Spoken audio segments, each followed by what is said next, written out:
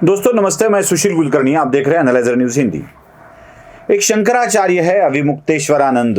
जो अविमुक्तेश्वरानंद हिंदू धर्म के शंकराचार्य है, लेकिन हिंदू धर्म के ही खिलाफ बात करने में उन्हें बड़ा आनंद आता है।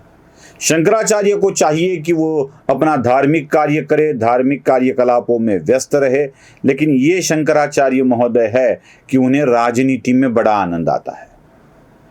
किसी भी तरह से शंकराचार्य को यह साबित करना है अविमुक्तेश्वरानंद को कि हिंदू के नेता वही है, और जिन्हें हिंदू नेता समझता है वह हिंदुओं के नेता नहीं हैं।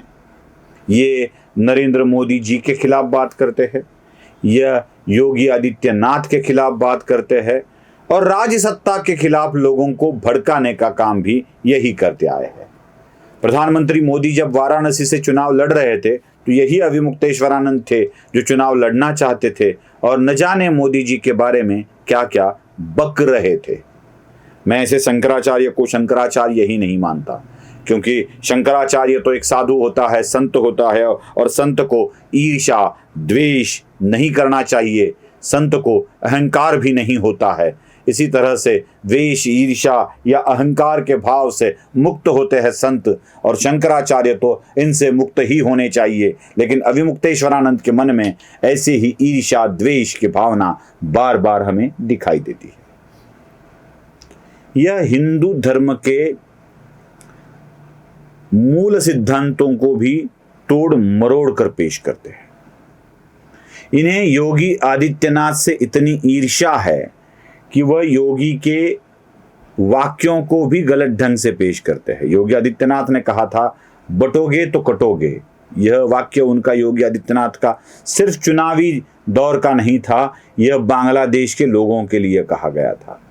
बांग्लादेश के हिंदुओं को उन्होंने कहा था कि जाति और पंथ के आधार पर बटो मत, कट जाओगे। बांग्लादेश में जिस तरह से हिंदुओं को काटने का प्रयास हुआ, उसी तरह से योगी आदित्यनाथ जी ने सबको यह संदेश दिया था कि बटना नहीं है, कटना नहीं है, बटोगे तो कटोगे। फिर नरेंद्र मोदी जी ने भी एक संदेश दिया था, एक है तो सेफ है। और फिर एक होने की, सेफ होने की एक लहर सी भारत में दौड़ पड़ी। मैं एक बात बता दूं, साफ साफ बता दूं, अब तक हिंदुओं का कोई एक मुखी नेता नहीं होता था।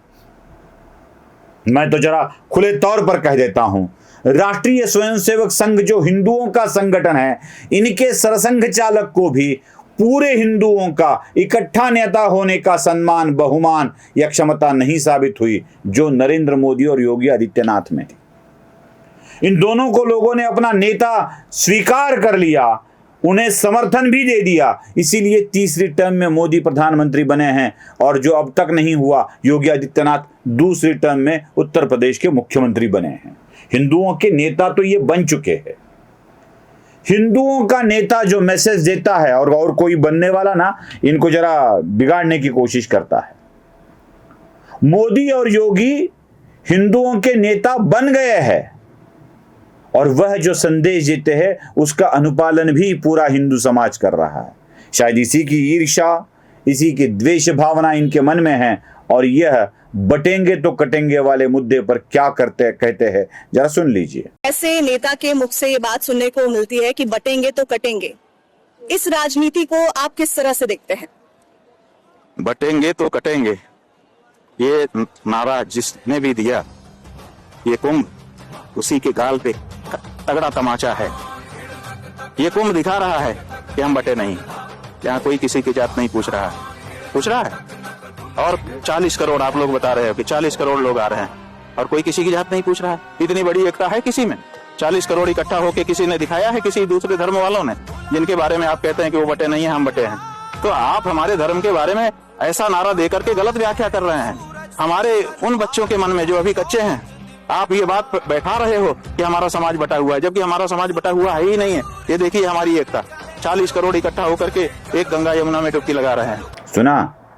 यह सुनने के बाद हमें क्या लगता है, ये अविमुक्तेश्वरानंद किस तरह से शंकराचार्य बने हैं और इन्हें किसने बनाया है, यह भी सोचना पड़ेगा। मैं तो नहीं मानता ऐसे शंकराचार्य को, जो इतनी ईर्ष्या अपने ही लोगों के, इतना ही द्वेषपूर्ण भावना अपने ही लोगों के लिए रखते हैं। क्या प्रयागराज के संगम तट पर लोग इकट्ठा होते हैं और ये तमाचा होता है। अरे इकट्ठा हुए हैं तो उसी बटेंगे तो कटेंगे वाले मुद्दे को समर्थन कहा जा सकता है और यही समर्थन दिया है। बटे नहीं, इसलिए तो आए हैं, इसलिए तो आए हैं। यह अभिमुक्तेश्वरानंद को समझेगा नहीं। बस अभिमुक्तेश्वरानंद सोचते हैं कि उनको देखने के लिए ही सारी भीड़ उमड़ पड़ी है। जी, आपका काम धर्म समझाना है, धर्म के गलत अर्थ बताना नहीं है। ये धर्म का गलत अर्थ भी बताते हैं। मैं आपको एक वीडियो दिखा रहा हूं जिसमें हिंदू शब्द की व्याख्या समझाते हुए अभिमुक्तेश्वरानंद आपको दिखेंगे, जरा सुन लीजिए। भाई हिंदू जो है, हिंदू में 2 अक्षर हैं। देखो, पहला है हिम और दूसरा है दू। इसकी व्याख्या यह है निरुक्ति कि हिम माने हिंसा और दू माने दूर रहने वाला, जो हिंसा से दूर रहे। शास्त्र में भी बताया है, हिंसया दूयते चित्तम, जिसका चित्त हिंसा से दुखी हो जाता है, किसी को मार पीटाई देख करके जो बड़ा दुखी हो जाता है, दया जिसके मन में उत्पन्न हो जाती है, वो हिंदू। तो हिंसा से जो दूर रहे, हिंसा से जिसका चित्त दुखी हो जाए, उसी का नाम तो हिंदू है। सुना? ही मतलब हिंसा से, दू मतलब दूर रहने वाला, हिंसा से जिन्हें दुख होता है वही हिंदू होता है। यह बात अभिमुक्तेश्वरानंद कह रहे हैं। अब ये इनकी ये वाली बात सुनकर मुझे बड़ा आश्चर्य होता है, खेद भी होता है कि हिंदू के शंकराचार्य को हिंदुत्व का मतलब नहीं समझा गया। अहिंसा परमो धर्म की बात तो हमेशा की जाती है, लेकिन जब बात धर्म के रक्षण की हो, राष्ट्र के रक्षण की हो, तो हिंसा भी जायज समझी गई है हिंदू धर्म में। और कब अहिंसा की बात थी अभिमुक्तेश्वरानंद जी? जब सोमनाथ को बार बार लूटा गया तो क्या यह हिंसा थी? जब हरिद्वार के तट पर हिंदुओं को मारा गया, गंगा के जल को लहूलुहान कर दिया गया, तो यह क्या हिंसा थी? लाशों, महिलाओं के लाशों के साथ व्यभिचार किया गया, तो क्या यह हिंसा थी? गोधरा में जब ट्रेन को लूटा गया, जलाया गया, महिलाओं को बाहर निकालकर उनके शील को भ्रष्ट किया गया, क्या यह अहिंसा थी?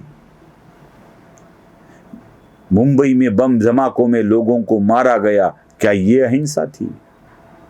जब जब समय मिला बांग्लादेश में हिंदुओं को लटका कर मारा गया, क्या यह अहिंसा थी? और जब अहिंसा, ऐसी हिंसा हमारे ऊपर हावी होने लगती है तो हमें हिंसक बनना पड़ता है, हमें हाथ में शस्त्र लेकर काम करना पड़ता है, क्योंकि हमारे धर्म ग्रंथ में ही लिखा है, अग्रतः चतुरो वेदा पृष्ठतः सशरम धनो इदम शास्त्रम इदम क्षात्रम शापादपि शरादपि।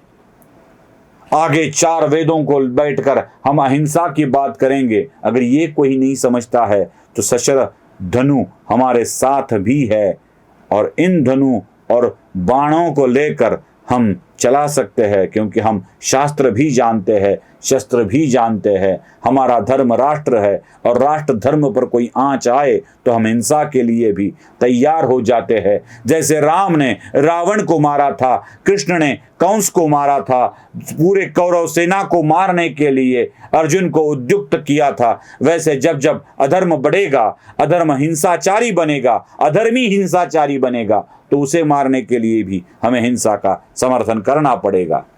तो शंकराचार्य जी, आप हिंदुओं के शंकराचार्य है, हिंदुओं का नेता राज कर रहा है, अतः आपसे निवेदन है, नम्र निवेदन है, उस शंकराचार्य के पीठ को निवेदन है कि कृपया ऐसी गलती ना करे।